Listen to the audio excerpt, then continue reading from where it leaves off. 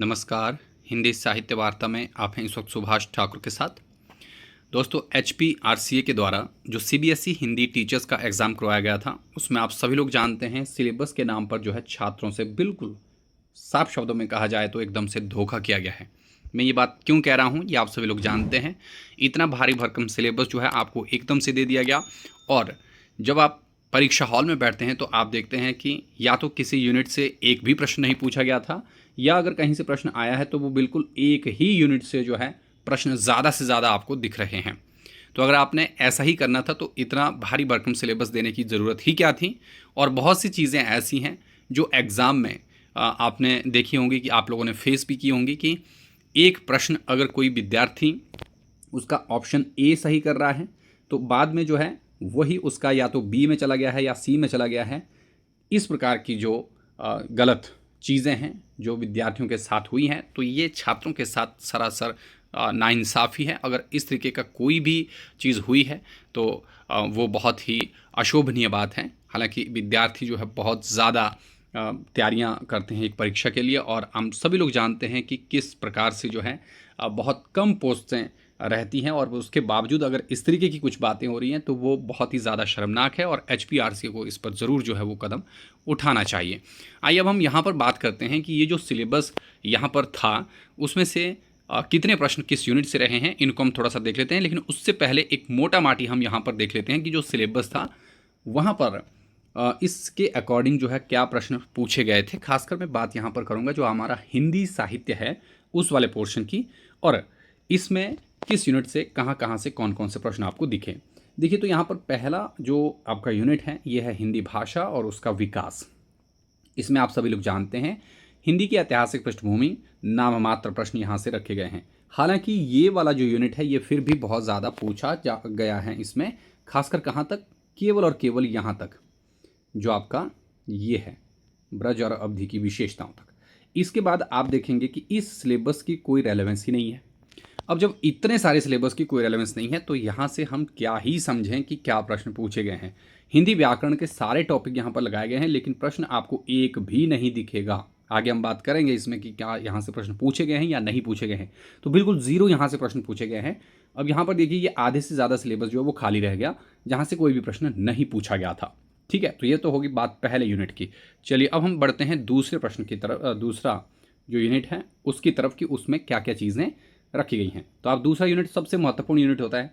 मैं तो ये समझता हूँ कि अगर किसी विद्यार्थी ने पहले पेपर को, मतलब इस सिलेबस को ना भी देखा होता तो भी आप जो है मतलब अपने जो हिंदी साहित्य का इतिहास वाला पोर्शन है उसको अच्छे से पढ़ लेते, तो उसमें ही सारी चीज़ें हैं। ठीक है, अब यहाँ पर देखिए हिंदी साहित्य का इतिहास, साहित्य इतिहास दर्शन से कुछ भी नहीं था। यहाँ पर आप देखेंगे कि जैसे सैद्धांतिक तरीके से पहले प्रश्न पूछे जाते थे वैसे नहीं थे। यहाँ पर ज़्यादातर प्रश्न मैं ये समझता हूँ कि यहाँ से ऐसे प्रश्न पूछे गए थे जो हिंदी गद्य का उद्भव और विकास है, खासकर ये वाला जो पोर्शन है हिंदी उपन्यास। और इसमें भी आपने एक चीज़ ज़रूर नोटिस की होगी, भीष्म साहनी, इनको बहुत ज़्यादा प्रश्नों में पूछा गया है। ठीक है, रीतिकाल से थोड़े से प्रश्न एक आधा मतलब हर एक शिफ्ट में पूछा गया है। बाकी जो और चीज़ें हैं वहाँ से भी आपको कोई प्रश्न जो है वो नहीं मिला है। आधुनिक काल की जो पद्य वाला पोर्शन है वहाँ से ज़रूर आपको पूछा हुआ है। हाँ, हिंदी गद्य के उद्भव और विकास से प्रश्न जो हैं आपको थोड़े बहुत आए हुए हैं। इससे ज़्यादा बाहर आपको यहाँ से कोई एक्स्ट्रा प्रश्न जो है वो नहीं दिखने वाला है। हालांकि हर शिफ्ट में मैंने पाया कि 25 से 27 प्रश्न जो हैं यहाँ से ज़रूर बने हैं, लेकिन वो प्रश्न बने हैं खासकर जो आपका गद्य और पद्य की विधाएँ जो रही हैं आधुनिक काल वाली उससे। बाकी आप देखेंगे कि भक्ति काल, रीति काल, आधुनिक काल, उससे कोई ज़्यादा ऐसा मतलब डायरेक्ट क्वेश्चन आपको नहीं मिलेगा कि यहाँ से कुछ चीज़ें रखी गई हैं। वो भाषा वाले पोर्शन में आपने ज़रूर देखा होगा कि वहाँ से प्रश्न जो आपको रखे गए हैं। तो एक तो भीष्म साहनी, दूसरा मन्नू भंडारी, उस पर हम बात करेंगे आगे कि मन्नू भंडारी को कितना इन्होंने फोकस किया है। जो विशेष लगाव शायद इन एक दो राइटर से है, प्रेमचंद से तो खैर रहता ही है हिंदी वालों को, तो वो आपको इसमें ज़रूर दिखेगा। तो दूसरी चीज़ें हैं यहाँ पर, ये जो डायरी, संस्मरण, लेखन, आत्मकथा, मुझे नहीं लगता कि क्यों लगाई थी ये, और क्या ज़रूरत थी उस सिलेबस की अगर आपने इस तरीके का प्रश्न जो है वो डालना था। चलिए आगे देखते हैं हम। अगला जो यूनिट है देखिए, ये है आपका साहित्य शास्त्र का। अब इसमें साहित्य शास्त्र से मैं कहूँगा तो अधिकतर प्रश्न हमें यहाँ से दिख रहे थे जो आपका साहित्य शास्त्र वाला पोर्शन है। चाहे आप खासकर जो रस सिद्धांत है उससे संबंधित प्रश्न जो है वो ज़्यादातर रखे गए थे, बाकियों से अलंकारों की पहचान इत्यादि करने के लिए आया था, तो वो ये बात थी। पाश्चात्य काव्य शास्त्र भी बिल्कुल ज़ीरो था, कुछ भी यहाँ से एक्स्ट्रा मुझे नहीं लगा कि कोई भी प्रश्न यहाँ से था आपका पाश्चात्य काव्य शास्त्र से। बात अगर करते हैं वैचारिक पृष्ठभूमि की, तो इसमें हम ये पाते हैं कि जो भारतीय नवजागरण और इसमें सिर्फ और सिर्फ हिंदी नवजागरण से संबंधित प्रश्न आया था। खड़ी बोली वाला प्रश्न तो हम पहले भाषा वाले पोर्शन में ही पढ़ चुके थे, ठीक है।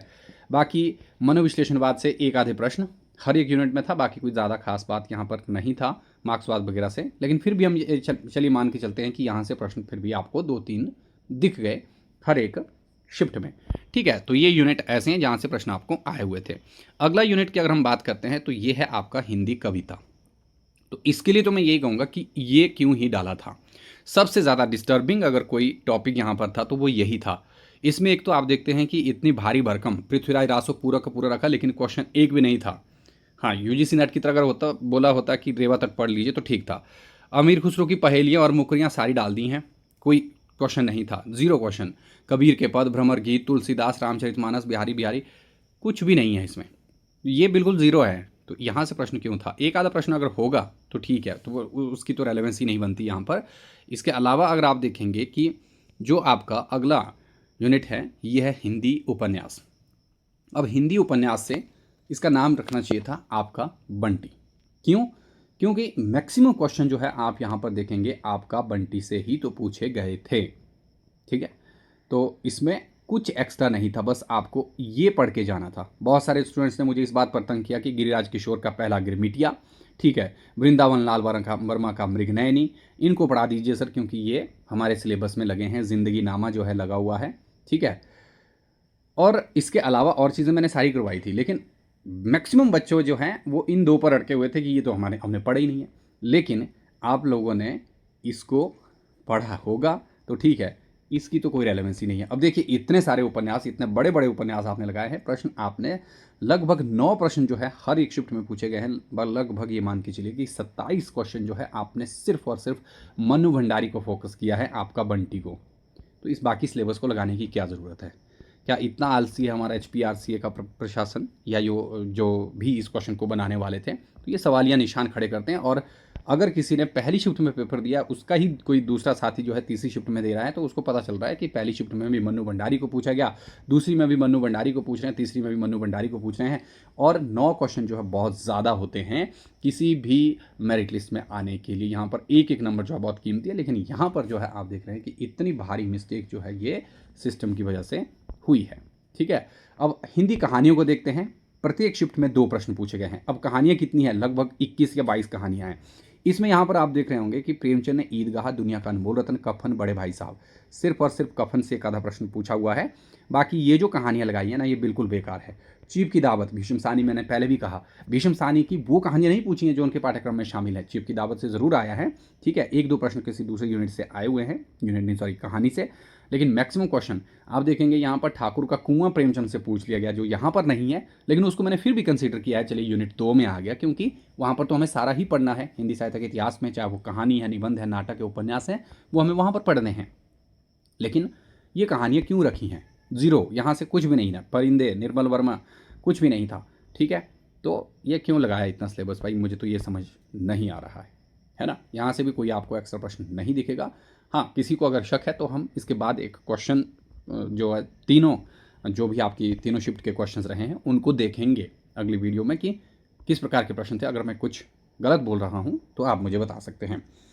इसके अलावा यहाँ पर हिंदी नाटक, हिंदी नाटकों से इसको रखना चाहिए था, जयशंकर प्रसाद के नाटकों को पढ़ लेना भाई, बाकी कुछ नहीं करना चाहिए, है ना। सिर्फ और सिर्फ जयशंकर प्रसाद को फोकस किया गया है, बाकियों से कोई भी प्रश्न आपको नहीं दिखेगा यहाँ से, बिल्कुल ज़ीरो है ये भी। तो ये वाला सिलेबस भी आपको गलत दिया हुआ है। क्यों पढ़ना है इसको? क्योंकि आपने प्रश्न तो प्रसाद से ही पूछने थे। चंद्रगुप्त पढ़ लीजिए, स्कंदगुप्त पढ़ लीजिए, ध्रुव स्वामिनी पढ़ लीजिए, विशाखदत्त पढ़ लीजिए, अजातशत्रु पढ़ लीजिए, मैक्सिमम क्वेश्चन तो उनसे ही पूछे हुए हैं, उनकी विषय वस्तु को ही बोला गया है। हमने फिर से वो कंसिडर किया कहाँ पर? सेकेंड यूनिट में, क्योंकि वहाँ पर फिर से हिंदी उपन्यास लगा हुआ है। हाँ, स्कंदगुप्त और जो आपका ध्रुव स्वामिनी है उनसे 1-2 प्रश्न जो है वो बने हुए हैं, ठीक है। हिंदी निबंध एक भी प्रश्न नहीं, छोड़ दीजिए इसको, ये तो बिल्कुल बेकार में है, ठीक है। काव्य में रहस्यवाद एक आया था, वो हम हिंदी साहित्य के इतिहास में पढ़ लेते हैं ऐसे भी, ठीक है, बस वो था।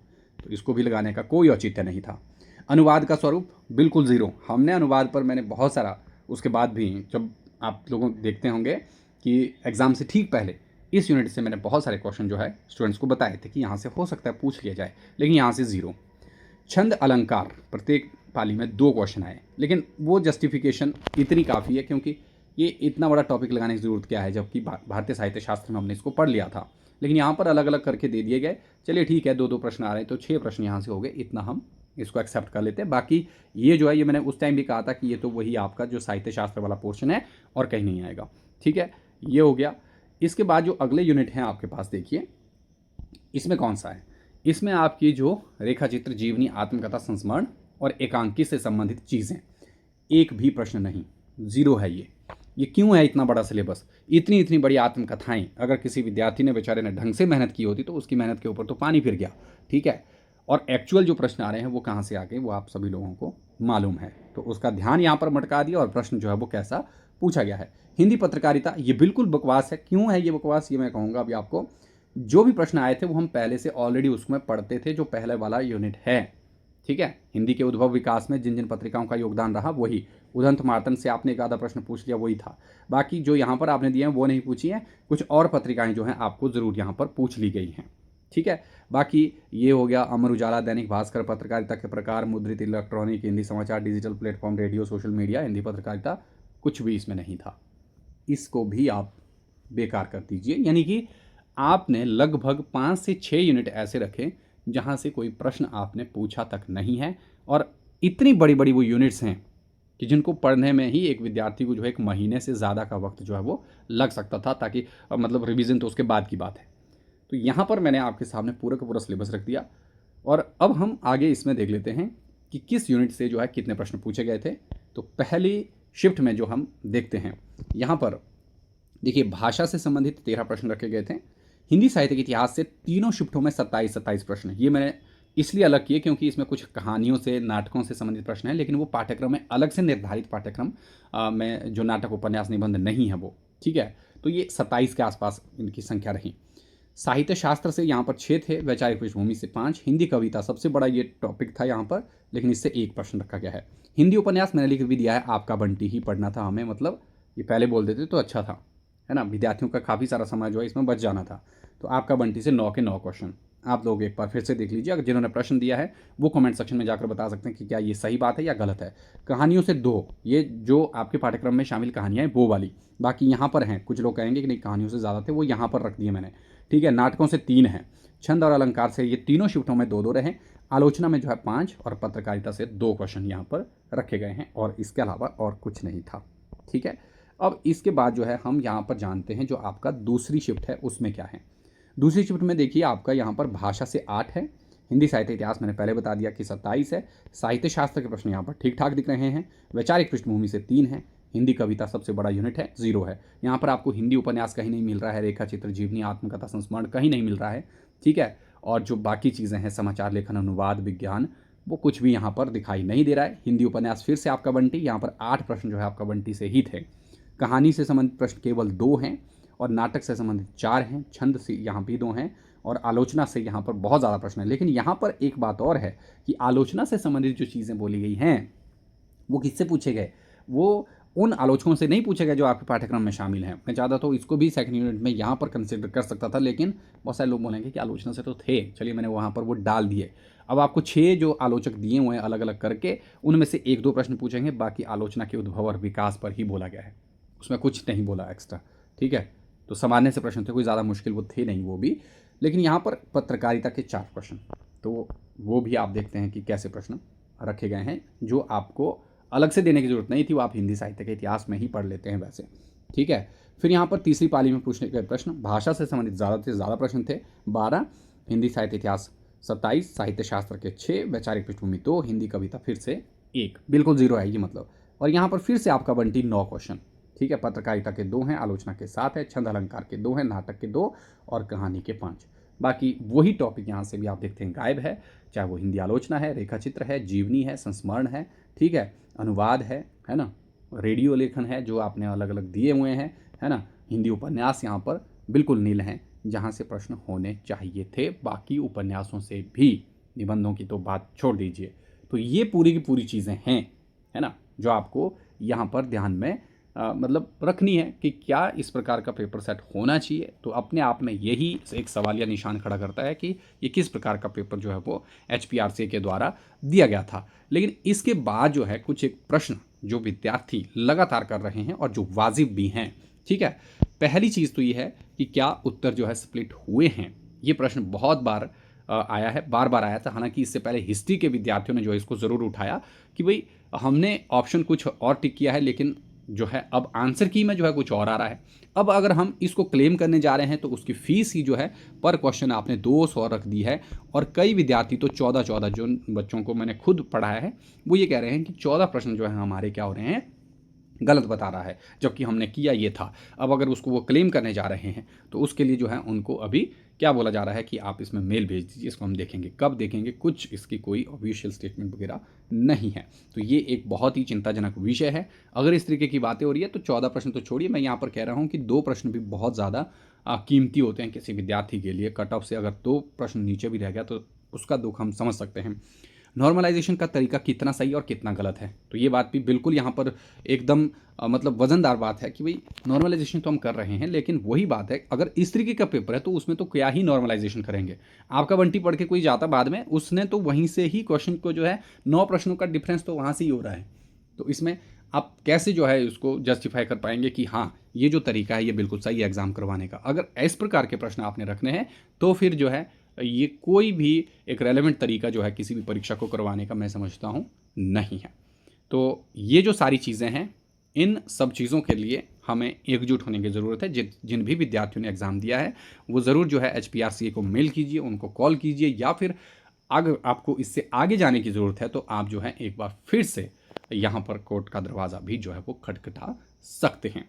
तो ये समय है यूनाइट होने का और यूनाइट होकर जो है फाइट करने का।